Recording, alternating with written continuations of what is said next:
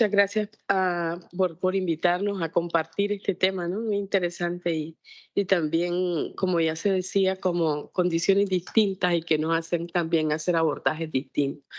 Decirles que lo que puedo compartir ahora parte de una experiencia muy rural, o sea, nosotros centramos toda nuestra intervención en el sector rural en Nicaragua y por lo tanto yo creo que complementa también un poco con esa visión más urbana que nos ha hablado antes la compañera y que insisto también que lo que comparta ahora es el esfuerzo también del equipo de Nicaragua, ¿no? Que ha estado trabajando en este tema. Nosotros inicialmente veníamos trabajando desde hace rato en el tema de higiene en general, ¿no?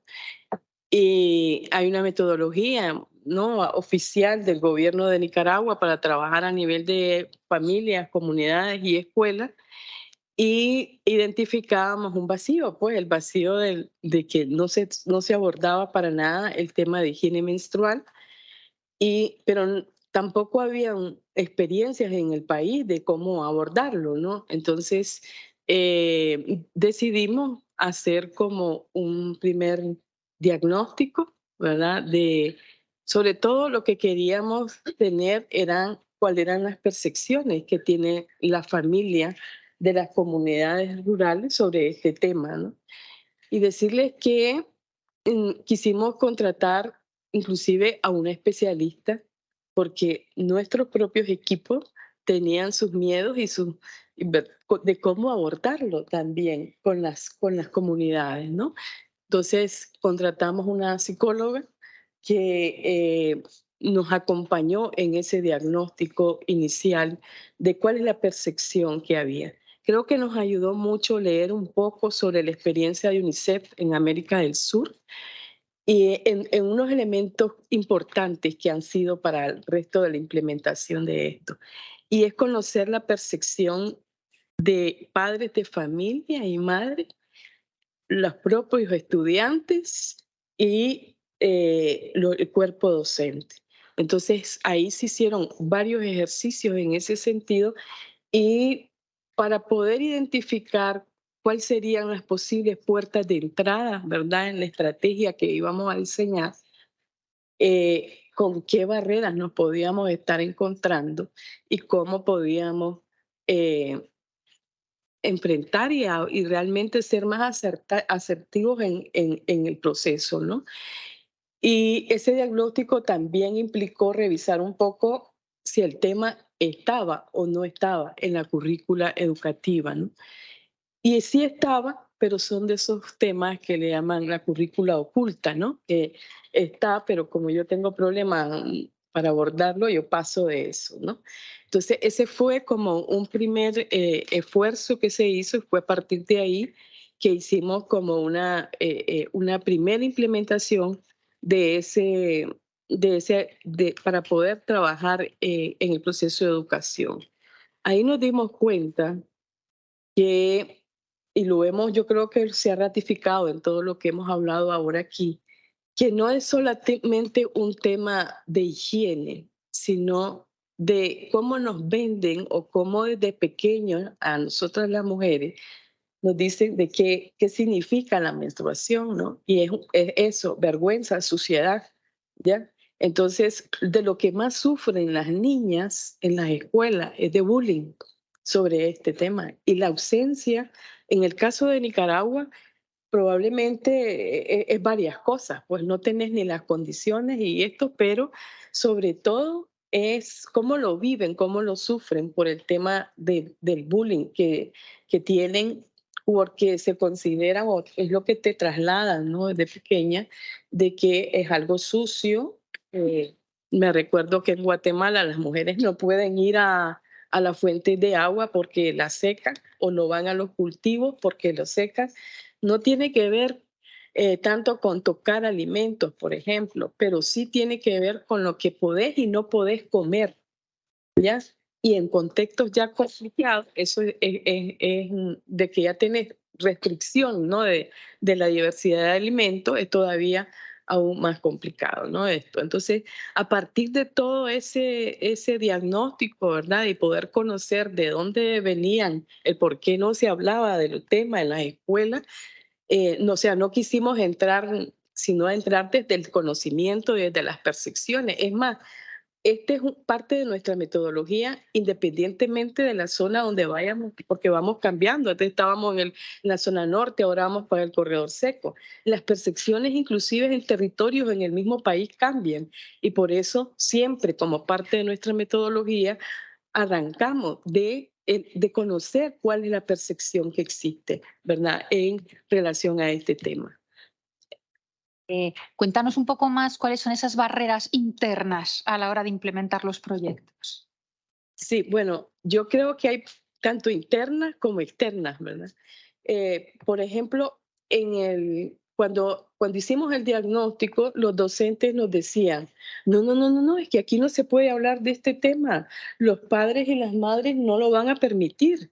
Entonces, pero cuando hablamos con los padres y las madres, que me llama mucho la atención cómo cambia las posibles puertas de entrada para hablar del tema, con lo que decía la compañera de Médicos del Mundo, es que los padres nos dijeron a nosotros, sí pueden hablar del tema, claro que pueden hablar del tema, pero no hablen de educación sexual y reproductiva. De eso es lo que no queremos que hablen. Ya, y de entre eso y esto, la línea es muy fina. Entonces, tuvimos que identificar cuál sería y hablamos de higiene personal y comenzamos por higiene personal.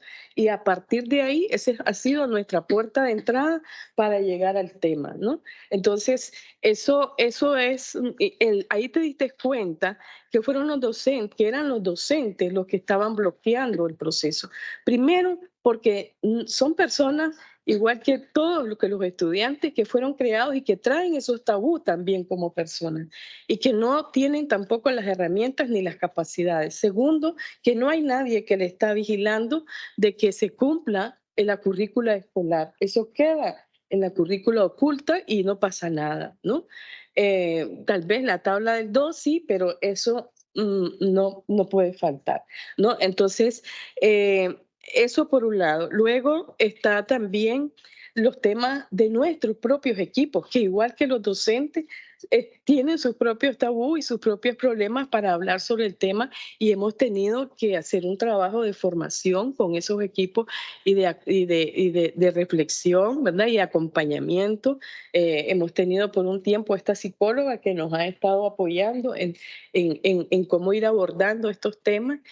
Eh, Sin embargo, quiero decirles que hay apertura, pues, de parte del Ministerio de Educación. Nosotros recientemente íbamos a hacer una formación a docentes a solo 2 municipios y el Ministerio de Salud, el Ministerio, perdón, de Educación nos ha dicho, no, no, no, a mí me capacitas a todos los docentes del departamento en este tema.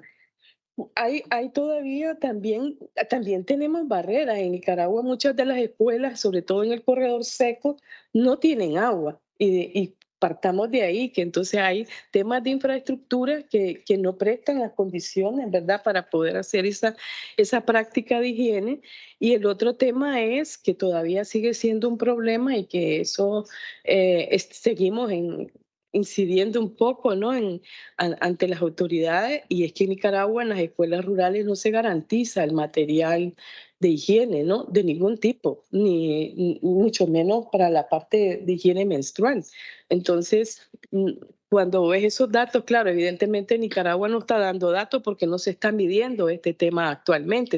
Estamos en unas mesas ahí del sector y que estamos evaluando y aportando a los datos del monitoreo del JMP y estamos insistiendo, hay que comenzar a medir esto, aportemos datos de este tipo. Entonces, yo creo que una cierta apertura, ¿no? Requiere de mayor compromiso, sí, de recursos, porque no están dadas esas condiciones todavía, ¿no? Y una cosa importante que, para terminar, es los momentos en cuando empezamos a hablar sobre el tema con los niños y las niñas, ¿no? Eh, no sé si esto no es conclusivo, pero en Nicaragua, yo lo vivo con mi propia sobrina, entre los 9 y 9 años y medio ya están menstruando, ¿ya? Entonces, tenemos que poner un poco de foco a qué edad comenzamos a hablar del tema. Es cierto, cada cosa adecuada a sus edades, ¿verdad? Pero que este es después puede ser más tarde, puede ser más complicado, ¿no? Y si lo vamos trabajando desde pequeña es importante. Y poner mucha énfasis a eliminar el tema del bullying, ¿no? A hacer naturalizar la menstruación como algo biológico, natural y no como algo sucio. Eso es clave porque eso genera muchísimo sufrimiento en las niñas. El reto de nosotros como organización ahora es el trabajo que hemos hecho, lo hemos hecho a nivel de escuela. Para este año, en el marco de un convenio con la ESI, vamos a estar trabajando educación en higiene menstrual a nivel de la familia, ¿ya? Ese es nuestro, nuestro siguiente reto, ¿no? Para poderlo estar como cerrando el círculo. Que no es pequeño.